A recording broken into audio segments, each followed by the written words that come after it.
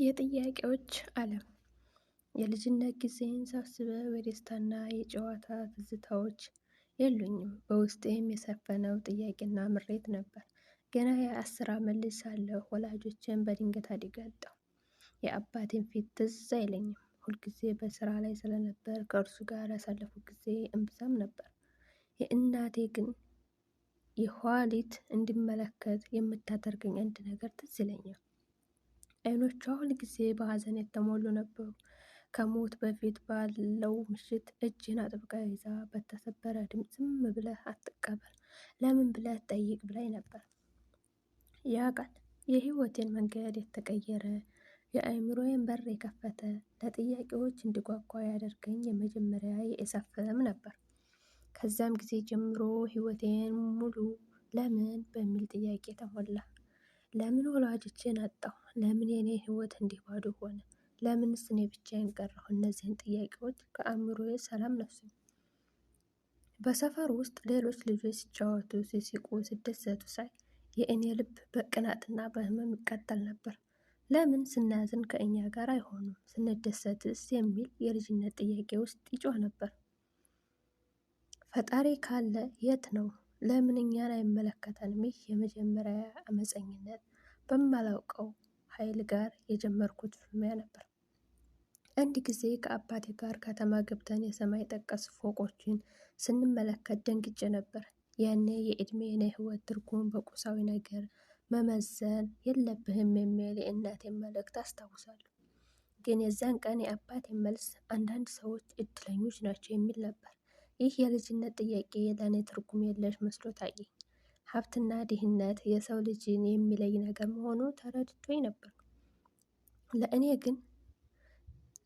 ግን ትርጉም የሌለው ነገር ነበር። በእድሜ የበለጡ ልጆች ወደ ትምህርት ቤቶች ሲሄዱ፣ እኔ ግን በተቀደደ ልብስ ተሸፍኜ በየቀኑ ለኑሮ የሚታገል የድህነት መግለጫ ነበርኩ። የተቀደደ ልብሴ የኔ ማንነት፣ የኔ ህይወት መግለጫ ሆነ። የፊቴም ውበት ለእኔ ምንም ትርጉም አልነበረው። ምን ዋጋ አለው? የህይወቴ እፍትሃዊነት አሁንም በውስጤ ይንገበገብ ነበር። የእናቴ የመጨረሻ ቃል፣ የአባቴ ያለመኖር፣ የተቀደደ ልብስ፣ እነዚህ ሁሉ የህይወት ቅሬታዎች ነበሩ። ሆኖም አንድ ነገር ግን ነበር። የኔን የልጅነት ጨለማ የሚያበራ ይችን ብርሃን፣ የኔ ብቸኛዋ ህይወት ፋሲካ ነበረች። እሷ ከእኔ በ4 ዓመታት ተንሳለች። ህይወት ቢከብድም ሁሌ ፈገግታ በፊቷ ላይ ይነበብ ነበር። እሷ የእኔ የማስባቸው ነገሮች ሁሉ ቀለል አድርጋ ታያለች። እኔ የምጨነቅባቸው ነገሮች ሁሉ እሷ በፈገግታ ታስባቸዋለች። የእኔ ጥያቄዎች ለእሷ እንግዳ ነበሩ። እኔ ስለ ህይወት ስወሳወስ፣ እሷ በአሻንጉሊት ትጠመዳለች። ይህ ልዩነታችን አንዳንድ ጊዜ ቢራራቅም እሷ ለእኔ ብቸኛዋ እህት፣ የህይወት ብቸኛ ብርሃኔ ነበር። የእሷ ሳቅ ውስጥ ያለው ከባድና ለአፍታም ቢሆን ያስረኝ ነበር። የጉርምስና እድሜን በጥያቄዎችና በብስጭት የተሞላ ቢሆንም ፋሲካ ግን እንደ ሁልጊዜም ህይወቷ ቀለል አድርጋ ትመለከታለች። እኔ የምጨነቅባቸው ነገሮች ሁሉ በፈገግታ ታሳልፋቸዋለች። ለእኔ የሰማይ ጠቀስ ፎቆች ፍትሃዊነት ሲሆኑ፣ ለእሷ ግን የውበት መግለጫዎች ነበሩ። እኔ ለሚመጣው ቀን ስንከራተት፣ እሷ ግን በአሻንጉሊት ትጠመዳለች። ይህ ልዩነታችን አንዳንድ ጊዜ ቢራራቅም እሷ ለእኔ ብቸኛዋ እህት፣ የህይወቴ ብቸኛ ብርሃኔ ነበረች። የእሷ ሳቅ ውስጥ ያለው ከባድነት ለአፍታም ቢሆን ያስረሳኝ ነበር። የፋሲካ ህይወት በድህነትና በወላጅ አልባነት ውስጥ ብትኖርም እንደ እኔ ውስብስብ አልነበረም። እሷ ንጹህ ነበረች፣ ተስፋ የሞላባት ነገር የተሻለ እንዲሆንም የምታምን። ትምህርት ቤቷንም ተወድ ነበር። አንዳንዱ ክፍል ውስጥ የምርጥ ተማሪዎች ዝርዝር ውስጥ ስሟ ይነሳ ነበር። መምህሯ ስለ እሷ ሲያወራ አይኖቿ ያበራሉ። ፋሲካ ብልህ ነች፣ ፋሲካ ገጣሚ ነች፣ ፋሲካ ሳይንቲስት ልትሆን ትችላለች ይሉ ነበር። እኔም በእሷ እኮራ ነበር። የእሷ ስኬት የኔም ስኬት ይመስለኝ ነበር። ለእሷ የወደፊት ህይወት ታላቅ ምኞት ነበረች። ይህች ልጅ ከዚህ ድህነት ማምለጥ አለባት፣ የተሻለ ነገር ይገባታል ብዬ አስብ ነበር። እኔ የሚቀርባቸው ጥያቄዎች፣ የህይወት ብስጭቶች ፋሲካን እንዳይነኩ ፈልግ ነበር። እሷ እኮ የኔ ተስፋ ነበረች። አንድ ቀን ፋሲካ ከሰፈር ወጣ ብላ በሚገኘው የህዝብ ትምህርት ቤት ጥሩ ውጤት በማምጣቷ ምክንያት ከውጭ ሀገር የትምህርት እድል እንዳገኘች አበሰረች። ይህ ዜና ድንገተኛ ነበር። ደስታዬን ሐዘኔን ተቀላቀለብኝ። ደስታዬ ለእሷ ስኬትና ለወደፊት ህይወቷ ሲሆን፣ ሐዘኔ ደግሞ ለእሷ በማጣት የሚሰማኝ የብቸኝነቴ ፍርሃት ነበር። በቤታችን ውስጥ ታላቅ የደስታ ግርግር ተፈጠረ። በጎረቤታችን ደስታና የፋሲካ ብሩህ ተስፋ ቢኖርም ውስጤ ግን የሚጠብቀኝ የብቸኝነት ሰማይ አጨለመብኝ። የመለያያ ቀኗ ሲደርስ ልቤ በከባድ ድንጋይ የተጨፈለቀ ያህል ተሰማኝ። የአዲስ አበባው አየር እንኳን ያኔ ከወትሮው የቀዘቀዘ መስሎ ታየኝ። ፋሲካን ለመሸኘት አውሮፕላን ማረፊያ ስንሄድ አንዳንዱ እርምጃዬ ወደማላውቀው ባዶነት የሚወስደኝ መሰለኝ። እሷ ግን አሁንም በደስታ ትፈነድቅ ነበር። አዲስ ህይወት፣ አዲስ ዓለም ይጠብቃታል። እኔ ግን የራሴን ዓለም የማጣት ስሜት ይሰማኝ ነበር። አውሮፕላን ላይ ልትሳፈር ስትል መጨረሻ እቅፍ አደረገች። እንደለመደችው ግንባሯን ሳምኳትና ለረጅም ጊዜ እዛው ቆየሁ። በዚች ደቂቃ ህይወት እኔ የምትሰጠኝ ብቸኛ ደስታ ይህች ነበረች። እሷም ሳላውቃት ጉንጩን አጥብቃ ትስመኛለች እና ከዓለም ምርጡ ወንድሜ እወድሃለሁ ትለኛለች። ያ ቃል የመጨረሻ ደስታ ድምፅ፣ የህይወት ብቸኛ መጽናኛ ነበር። ያኔ ሁሉ ጥያቄ፣ ያ ሁሉ ብስጭት ቢያንስ ለጥቂት ጊዜ ቢሆን ይረሳል። ከእኛ ዓለም የተገለል ይመስለኝ ነበር። የራሳችን ትንሽ ዓለም ውስጥ አውሮፕላኑ የአየር ማረፊያው ከፍ ብሎ ሲርቅ ፋሲካ እጇን እያወዛወዘ ታይ ነበር። ያችን ትንሽ እጅ፣ ያን ብሩህ ፈገግታ፣ ያን የወዛወዝ ጥቁር ፀጉር እያየሁ በዓይኖቿ ውስጥ ደብዘዝ ብላ ጠፋች። ያኔ ነበር የልጅነት ጊዜን የመጨረሻ ቁራጭ ከእርሷ ጋር ወሰደብኝ የመሰለኝ። አውሮፕላኑ እንደበረረ ወደ ባዶ ሰማይ ሲሰምጥ የእኔ ነፍስም አብራ የምትሰምጥ ያህል ተሰማኝ። ምዕራፍ 2 ይቀጥላል።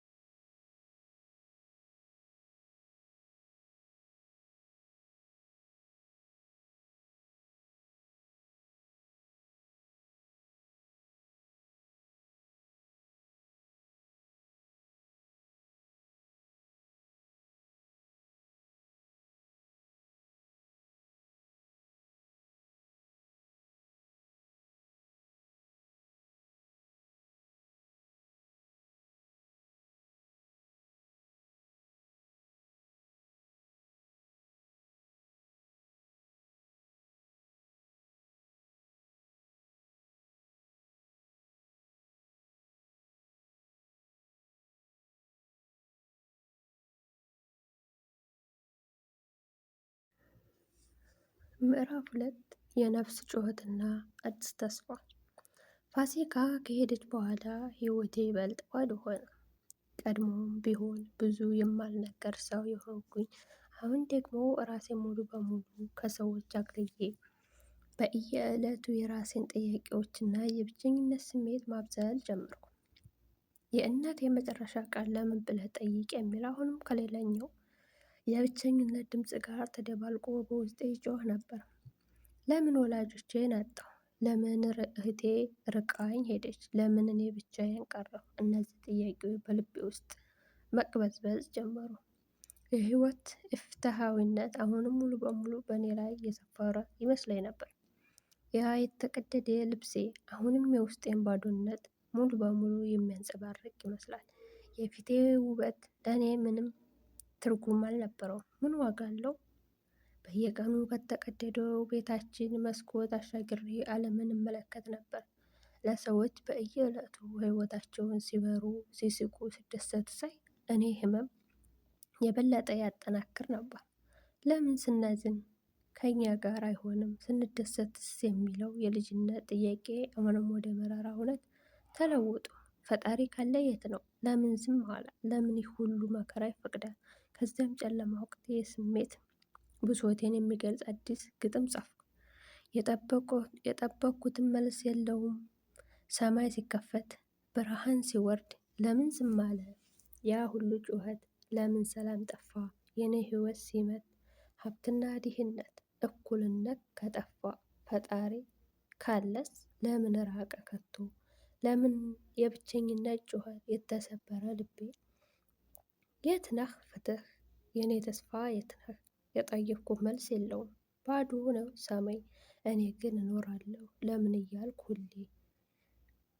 ይህ ግጥም የውስጤን ከባድ ስሜት ሙሉ በሙሉ የገደለው ይመስለኛል።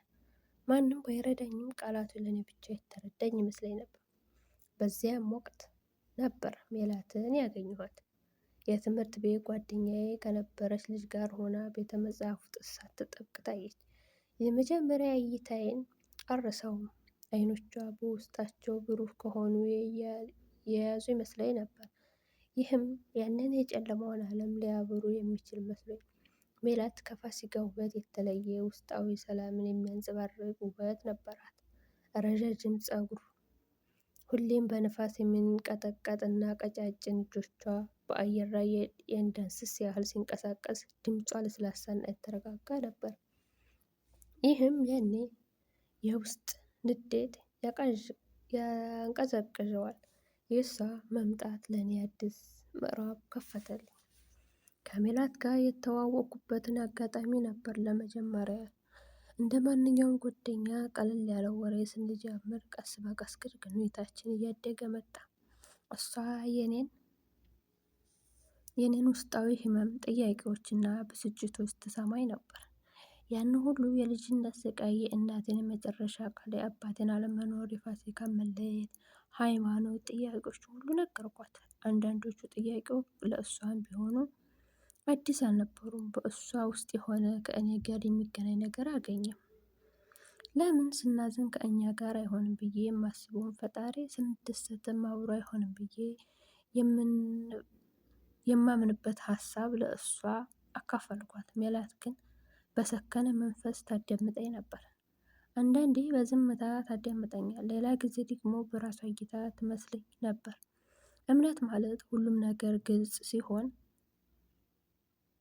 ሳይሆን ግልጽ በማይሆንበት ጊዜም ቢሆን ማመን ነው ብላኝ ነበር። ያኔ ይህ ቃል ከእኔ አዲስ ትርጉም ያለው ይመስለኝ ነበር። ለመጀመሪያ ጊዜ የጥያቄዎችን ክብደት መሸከም የምችል ነፍስ አገኘሁ። ከሜላት ጋር ባሳለፍኩት ጊዜ የውስጤን ብስጭት ቀስ በቀስ እየቀነሰ ሄደ። አብረን መጽሐፎችን እናነባለን፣ ስለ ፍልስፍና እናወራለን፣ የህይወት ትርጉም አብረን እንፈትሻለን። ለምን ከዓለም በታች ለሰዎች የሚሰማኝ ነገሮች ኃጢአት ሆኑ የሚለውን ጥያቄን ለእሷ አቀረብኩ። እሷም ምናልባት በምድር ላይ የሚሰማው የሚመሰሉ ነገሮች ሁሉ በመጨረሻ ህይወታችን የሚጎዱ ሊሆኑ ይችላሉ ብላ መለሰች። የእሷ ምላሾች ቀጥተኛ ባይሆንም እንዲያስብ ያደርገኝ ነበር። በሜላት ፈገግታ፣ በድምጿ ለስላሳነትና በአይኖቿ እይታ ውስጥ ህይወቴ አዲስ ትርጉም አገኘ። ያለ አባት ያለ እናት ማደጌን፣ የእህት መለየቴን ያስከተለብኝን ብቸኝነት ቀስ በቀስ እየረሳሁ ሄድኩ። ከዓለም በታች ለሰዎች የሚሰማኝ ነገር ኃጢአት የሆንኩበት ምክንያት የሚለው ጥያቄን ራሱ እየደበዘዘ መጣ። ሜላት የኔን ጥያቄዎች ሸክም አቀለለችልኝ። ከጎኔ መሆኗ ብቻ በቂ ነበር። አንዳንድ ጊዜ የልጅነት ግጥሞችን አወጣና አነብላታለሁ። እሷን በትኩረት ትሰማኛለች። የጠበቅኩት መልስ የለውም። ሰማይ ሲከፈት ብርሃን ሲወርድ የኔ ልብ ግን በጥያቄ ታርድ። ለምን ዝም አለ ያ ሁሉ ጩኸት? ለምን ሰላም ጠፋ? የኔ ህይወት ሲመት ሀብትና ድህነት እኩልነት ከጠፋ ፈጣሪ ካለስ ለምን ራቀ ከቶ? የብቸኝነት ጩኸት የተሰበረ ልብ የት ነው ፍትህ? የኔ ተስፋ የት ነው? የጠበቅኩት መልስ የለውም። ባዶ ነው ሰማይ። እኔ ግን እኖራለሁ ለምን እያልኩ ሁሌ ግጥሞችን ስጨርስ ሜላት ዝም ብላ ትመለከተኛለች። ከዚያም እጄን ትይዝና ህይወት ሰላምን የምትሰጠን ከውስጣችን ስናገኘው ነው ትለኛለች። ፍቅር ህይወቴን የመለወጥ ኃይል እንዳለው ማመን ጀመርኩ። የልጅነት ጥያቄ ያ ሁሉ ብስጭት ለሜላት እቅፍ ውስጥ የሚጠፋ ይመስለኝ ነበር። የህይወቴ ለመጀመሪያ ጊዜ ትርጉም ያገኘች መሰለች። የጨለማው ዓለሜ ቀስ በቀስ በሜላት ፍቅር ብርሃን እየሞላ መጣ። አንድ ቀን ሜላት እጄን አጥብቃ ይዛኝ አይኖቼን ትኩር ብላ ተመለከተች። ያ እይታ ጥልቅ ፍቅር፣ ሀዘንና ጥንካሬ ያዘለለ ነበር። ኤፍሬም አለችኝ በለስላሳ ድምፅ። የራስህን ህመም እንደምታውቀው እኔም የራስ ታሪክ አለኝ። ልቤ በድንገት ተመታ። ሜላት ሁሌም እንደ ሰላማዊ ወንዝ የፈሰሰች የምትመስለው የራሷ የሆነ ውስብስብ ታሪክ እንዳላት አስቤ አላውቅም። እስካሁን አልነገርኩም፣ ምክንያቱም ህመምህን መጨመር አልፈልግም አለች። ግን አሁን አንተ የኔ ዓለም ነህ እና ምን ነገር ከሚወዱ ሰው ሊሰወር አይገባም። ወደ ክፍላችን ተመልሰን በድሮ ፍራሻችን ላይ ተቀምጠን ሜላት ትንፋሿን በጥልቅ ወሰደች። ታሪኳን መናገር ጀመረች። እኔ ያደግኩት በአንተ የተለየ መልኩ በሀብታም ቤተሰብ ውስጥ ነበር። ወላጆቼ ስማቸው የተከበረ ሀብታሞች የማይጠየቅ ነበር። በቅንጦት የተሞላ ቤት ውስጥ ነበሩ። የምኖረው ነገር ግን ያ ሁሉ ሀብት ውስጥ ያለው ባዶነት ሊሞላው አልቻለም። የልጅነት ጊዜን በህጎች በፕሮቶኮሎች እና በታዛዥነት የተሞላ ነበር። ከቤታችን ውጭ ከሰዎች ጋር በመቀላቀል አይፈቀድልኝም። ጓደኛዬ የሞላችሁ ሰዎች እንኳን ወላጆቼ በጠሯቸው ሰዎች ብቻ የተገደቡ ነበሩ። የውጭም ዓለም አላውቅም ነበር። የድሆችን ህዝብ፣ የችግረኞች ስቃይ ከመጽሐፍ ውጭ አላውቅም ነበር። ሜላት ቃላቶቿን ስትመዝን ቀጠለች። ሁሌም ለምን ብዬ ጠይቅ ነበር። ለምን እንደዚህ መኖር አለብኝ? ለምን ከሌሎች ልጆች ጋር መጫወት አልችልም? ለምን የኔ ህይወት እንደ ወፍ በረት ውስጥ እንደተዘጋጀ ወፍ ነው? ወላጆቼ ለድህነት ሲባል ነው ይሉኝ ነበር። ግን ነፃነት የሌለው ድህነት ምን ማለት ነው? በጉርምስናዬ እድሜዬ ጥያቄዎችን እየጨመረ ሄደ። ቤተሰቤም ሃይማኖተኛ ነበር። በየሳምንቱ ቤተ ክርስቲያን እንሄዳለን። የአባቶ የስብከትን ስብከት እግዚአብሔርን ሁሉ ያውቃሉ፣ ሁሉም ማድረግ ይችላሉ ይባላል። እኔ ግን አሰብኩ፣ ሁሉን የሚያውቅ ከሆነ እኛ እያስመሰለን ነው ወይንስ እየኖርን ነው? እኔ የምኖርበት ህይወት ያ በቅንጦት የተሞላ ግን ባዶ የሆነ ህይወት ለእኔ እውነተኛ አይመስለኝም ነበር። ሁሌም ለምን ጥያቄዎች አሉብኝ። አንድ ቀን ወላጆች እኔን አስገድደው ሊድሩኝ እንደሆነ ነገሩ። በልጅነቴ ለታላቅና ሰመጥር ቤተሰብ ልጃችሁ ተብሎ ተወስኖ ነበር። ያኔ ነበር ዓለም የጨለመው። የህይወቴ የኔ እንዳልሆነ ተሰማኝ። ለምን ከዓለሞች በታች ለሰዎች የሚሰማው ነገር ኃጢአት ሆኑ? ለምን ፍቅር የሌለበት ትዳር የሌሎች ፍላጎት የኔ ትክክለኛ ህይወት ሲሆን ይችላል? ያነ ነበር ከቤት የሸሸሁት። ሁሉን ትቼ የማላውቀው ዓለም ውስጥ ገባሁ። ሜላት አይኖቿን ጨፈነች። እንባዋን ከአይኖቿ ወረደ። ከዚያ በኋላ ነው ወደዚህ ከተማ የመጣሁት። መጀመሪያ ላይ በጣም አስፈሪ ነበር። የምኖርበት ቦታ አልነበረኝም። የምበላው ምግብ አላገኝም ነበር። በየቀኑ ህይወቴን እጠይቅ ነበር። ለምን ይህ ሁሉ ትቼ ወጣሁ? ለምን ይህን ሁሉ ስቃይ መኖር አለብኝ? ግን ከዚያ በኋላ ነው ራሴን ጥያቄዎች ውስጥ መልስ ማግኘት የጀመርኩት። ውጭ ስኖር ድሆችን፣ ችግረኞችን፣ እንዳንተ ያሉ ጥያቄ ያላቸውን ሰዎች አየሁ። የኔ ህመም ትንሽ እንደሆነ ተሰማኝ። ከዛም ህይወትን ለሌሎቹ መኖር እንደምችል ተረዳሁ። ሰዎችን መርዳት፣ ከሌሎቹ ተስፋ መስጠት፣ ያኔ ነው የኔን ህይወት ትርጉም ያገኘሁት። ሜላት አይኖቿን ከፈተችና በፈገግታ ተመለከተች። ኤፍሬም፣ ያኔ ነው አንተን ያገኘሁህ። የአንተ ጥያቄዎች፣ ያንተ ህመም፣ የኔ ህመም ያስታውሰኛል። ግን በአንተ ውስጥ ደግሞ ታላቅ ፍቅር አየሁ። ያ ፍቅር ለፋሲካ ለፍቅር የህይወት ትርጉሙ እንደሌላት ብታስብም እንኳን የምትኖርበት ምክንያት አንተን ሳይ እኔ ራሴ ለጥያቄዎች መልስ አገኘሁ። ህይወት ቀላል አይደለችም። ውስጧ ብዙ ህመም አለ። ግን ከዚህ ህመም ውስጥ ፍቅር፣ ተስፋና ትርጉም አለ። ሜላት እጄን አጥብቃ ይዛ አይኖቿን እኔ ላይ ተክላ በስሜት እንዳለች፣ ኤፍሬም አንተ የኔ ህይወት ነህ፣ የኔ ዓለም ነህ። ወደዚህ ከተማ የመጣሁ ለአንተ እንደሆነ ይሰማኛል። እስከ ዘላለም እንደማልለይህ ቃል እገባለሁ። ምን ይሁን ምን አብሬህ እሆናለሁ። የእሷ ቃል ልቤን ነካው። ያ ሁሉ ፍርሃት፣ ያ ሁሉ ብቸኝነት፣ ያ ሁሉ ጥያቄ በቅጽበት ጠፋ። የእሷ እጆች ሞቅ ያለ ልቤን የሚያረጋጉ ነበሩ። እኔም የእሷን እጆች አጥብቄ ያዝኩኝ። ሜላት፣ እኔም እወድሻለሁ፣ አንቺ የኔ ህይወት ነሽ ብዬ በሹክሹክታ ነገርኩ። ያኔ ያ ሁሉ ጥያቄ፣ ያ ሁሉ ብስጭት በሜላት እቅፍ ውስጥ የሚጠፋ ይመስለኝ ነበር። ህይወት ለመጀመሪያ ጊዜ ትርጉም ያገኘው መሰለኝ። የጨለማው ዓለም ቀስ በቀስ በሜላት ፍቅር ብርሃን እየሞላ መጣ። በእሷ እቅፍ ውስጥ ለጊዜው ያህል ዓለም ሰላም ያገኘው ያህል ተሰማኝ። ምዕራፍ 3 ይቀጥላል።